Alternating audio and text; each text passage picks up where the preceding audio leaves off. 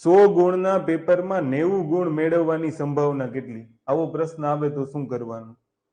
Okay, ભૂલ નહીં કરતા, જોજો. 100 ગુણમાંથી 90 ગુણ મેળવવાની સંભાવના કેટલી? હવે માની લ્યો કે તમે પેપર આપ્યું છે 100 ગુણનું, 100 માર્ક્સનું તમે પેપર આપ્યું.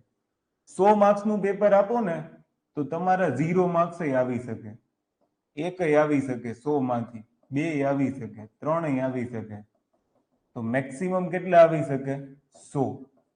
કહેવાનો મતલબ એમ છે, કારણ કે મારે જો સંભાવના શોધવી હોય તો સંભાવના શોધવા માટે મારે કુલ પરિણામ શોધવા પડે. શોધવું પડે કે નહીં? કુલ પરિણામ. કુલ પરિણામ એટલે ટોટલ આઉટકમ્સ મારે મેળવવા પડે. કુલ પરિણામ મને કેટલા મળશે? 0 થી લઈને 100, એટલે કુલ પરિણામ મળશે મને 101. ઓકે, તો મારે કુલ પરિણામ કેટલા લખી નાખવાના? 101. અને એમાંથી મારા 90 માર્ક્સ આવે, એટલે માની લો કે અહીંયા 90 હોય તો 90 આવે એવી સંભાવના કેટલી? 1 જ. તો 1/101. આનો જવાબ શું આવશે? 1/101.